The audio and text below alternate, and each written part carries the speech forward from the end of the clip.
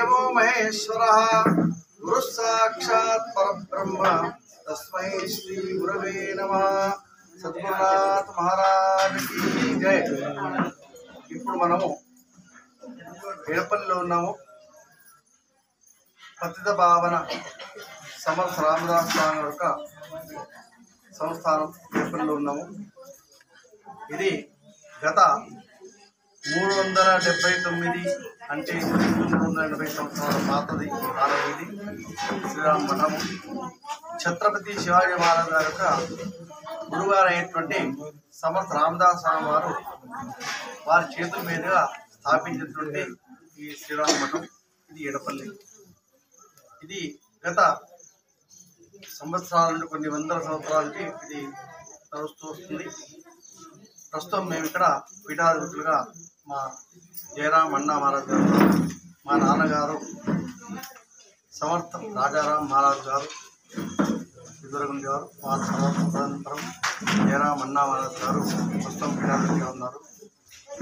ఈరోజు గురు పూర్ణిమ సందర్భంగా అందరం కూడాను శిష్యులందరూ నిజామాబాద్ వచ్చేసి గురువారికి గురు పూర్ణిమ సందర్భంగా పూజా కార్యక్రమం చేయడం జరిగింది.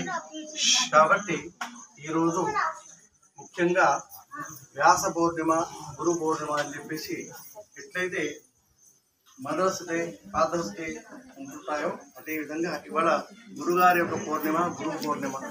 కాబట్టి ఎప్పుడు అసలు నిత్యం గురుగారిని దర్శించడం మంచిది. కనీసం సంవత్సరానికి ఒకసారన్నా గురుగారి యొక్క దర్శనం చేసుకోవాలి. గురు అంటే సాక్షాత్తు గురు బ్రహ్మ, గురు విష్ణు, గురుదేవో మహేశ్వర, గురు సాక్షాత్ పరబ్రహ్మ తస్మై శ్రీ గురవే నమః. అంటే మనకు అజ్ఞానము, అంధకారాన్ని తొలగింపజేసి జ్ఞానాన్ని తెలియపరిచేటువంటి, తర్వాత పరబ్రహ్మ స్వరూపంలో తెలియపరిచేటువంటి మహానుభావుడే మనకు గురువు. అంటే విశ్వాసం, నమ్మకం, గురి ఉండాలి.